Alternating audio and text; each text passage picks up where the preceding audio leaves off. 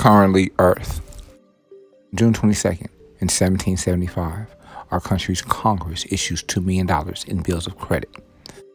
By the spring of 1775, colonial leaders concerned by British martial law in Boston and increasing constraints on trade had led their forces in battle against the crown.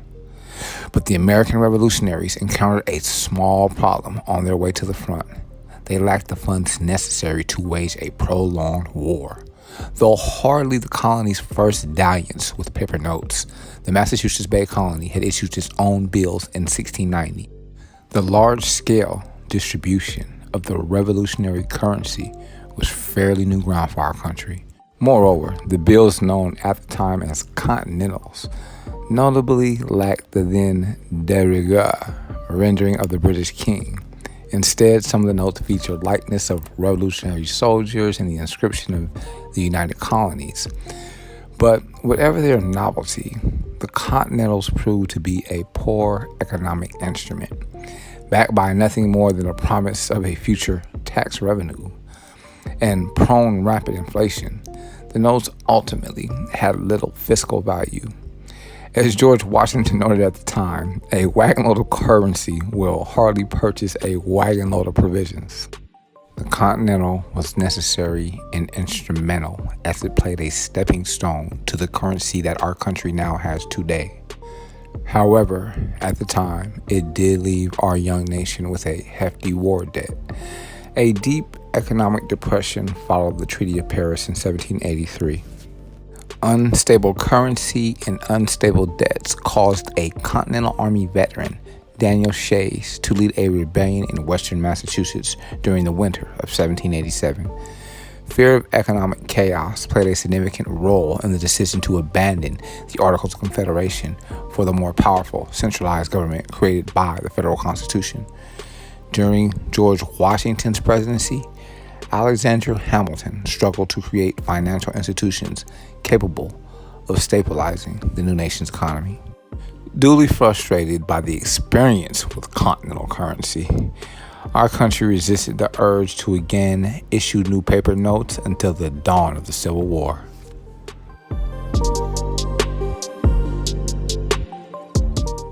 We visit June 22nd, 1783, in the Zong slave ship trial. Hearing arguments in the case of the Zong, a slave ship, the Chief Justice of the King's Bench in London states that a massacre of enslaved Africans was the same as if horses had been thrown overboard. The crew of the Zong had thrown at least 142 captive Africans into the sea. But the question before the court was not who had committed this atrocity, but rather the lost cargo. Was it covered by insurance? The trial laid bare the horror and inhumanity of the Atlantic slave trade and galvanized the nascent movement to abolish it. The Zong left Accra in August of 1781, carrying 442 enslaved Africans and bound for the colonial plantations of Jamaica. As was common in the slave trade, the Zong was grossly overcrowded, carrying more than double the amount of people a ship its size could safely transport. Running low on water and having lengthened their journey due to a navigation error, the crew voted to jettison some of its human cargo in order to ensure the safe delivery of the rest, a loss for which the shipping company could be compensated under British law. Over the course of several days, the crew threw at least 122 Africans overboard. The Zong arrived in Black River, Jamaica, with 208 enslaved people on board.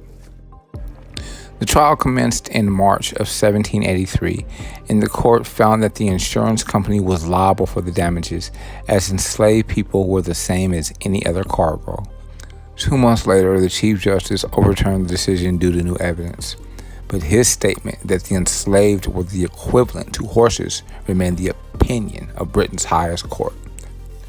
Formerly enslaved man and abolitionist Olaudah Equiano told the abolitionist Granville Sharp of the Zong affair, leading Sharp to explore the possibility of having the crew tried for murder.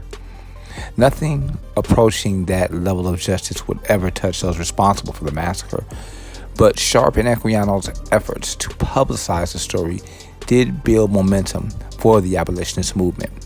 A few months after the Zong trial, the Society of Friends began to campaign against slavery, and the Society for the Abolition of the Slave Trade was founded 4 years later.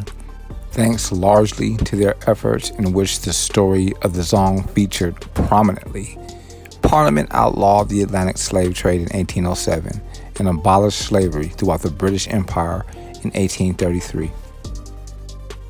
Today, we remember the 234 souls who continue their eternity on this day.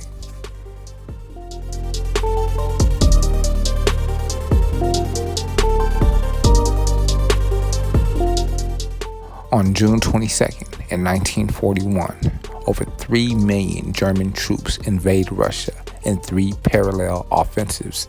The 19 panzer divisions of 3,000 tanks, 2,500 aircraft, and 7,000 artillery pieces pour across a 1,000-mile front as Hitler goes to war on a second front in what is known as the most powerful invasion force in history. Despite the fact that Germany and Russia signed a pact in 1939, each guaranteeing the other a specific region of influence without interference from the other, suspicion remained high. When the Soviet Union invaded Romania in 1940, Hitler saw a threat to his Balkan oil supply. He immediately responded by moving 2 armored and 10 infantry divisions into Poland. This posed a counter-threat to Russia, but what began as a defensive move turned into a plan for a German first strike. Despite warnings from his advisors that Germany could not fight the war on 2 fronts, Hitler became convinced that England was holding out against German assaults, refusing to surrender because it had struck a secret deal with Russia. Fearing he would be strangled from the east and the west, he created in December 1940 Directive Number 21, Case Barbarossa, the plan to invade and occupy the very nation he had actually asked to join the Axis only a month before. On June 22, 1941, having postponed the invasion of Russia after Italy's attack on Greece, forced Hitler to bail out on his struggling ally in order to keep the Allies from gaining a foothold in the Balkans. 3 German army groups struck Russia hard by surprise. The Russian army was larger than the German intelligence had anticipated, but they were demobilized. Stalin had shrugged off warnings from his own advisors, even Winston Churchill himself, that a German attack was imminent. By the end of the first day of the invasion, the German Air Force had destroyed more than 1,000 Soviet aircraft. And despite the toughness of the Russian troops and the number of tanks and other armaments at their disposal, the Red Army was disorganized, enabling the Germans to penetrate up to 300 miles into Russian territory within the next few days. In other trivia, exactly 129 years and 1 day before Operation Barbarossa, another dictator foreign to the country he controlled invaded Russia, making it all the way to the capital, Moscow. But despite this early success, Napoleon would be escorted back to France via Russian troops.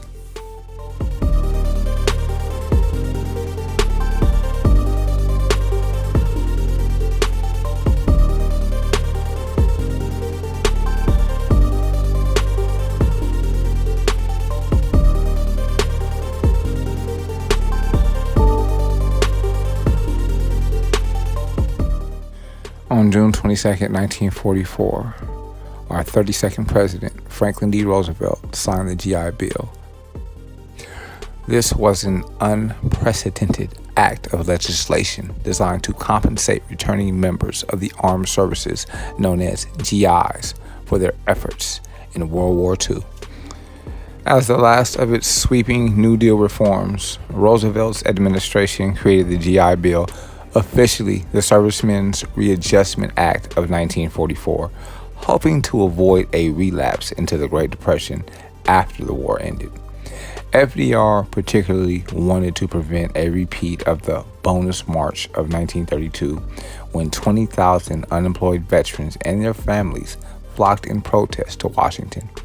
The American Legion, a veterans organization, successfully fought for many of the provisions included in the bill, which gave returning servicemen access to unemployment compensation, low-interest home and business loans, and most importantly, funding for education. By giving veterans money for tuition, living expenses, books, supplies, and equipment, the GI Bill effectively transformed higher education in America. Before the war, college had been an option for only 10 to 15% of young Americans, and university campuses had become known as a haven for the most privileged classes. By 1947, in contrast, vets made up half of the nation's college enrollment. 3 years later, nearly 500,000 Americans graduated from college, compared with 160,000 in 1939. As educational institutions opened their doors to this diverse new group of students, overcrowded classrooms and residences prompted widespread improvement and expansion of university facilities and teaching staffs. An array of new vocational courses were developed across the country, including advanced training in education, agriculture, commerce, mining, and fishing skills that had previously been taught only informally. The GI Bill became one of the major forces that drove an economic expansion in America that lasted 30 years after World War II. Only 20% of the money set aside for unemployment compensation under the bill was given out, as most veterans found jobs or pursued higher education. Low-interest home loans enabled millions of American families to move out of urban centers and buy or build homes outside the city, changing the face of the suburbs. For over 50 years, the impact of the GI Bill has been enormous, with 20 million veterans and dependents using the education benefits and 14 million home loans guaranteed for a total federal investment of $67 billion. Among the millions of Americans who have taken advantage of the bill are former Presidents George H.W. Bush and Gerald Ford, former Vice President Al Gore, and entertainers Johnny Cash, Ed McMahon, Paul Newman, and Clint Eastwood. All historic information documented on this audio file can be verified on History.com.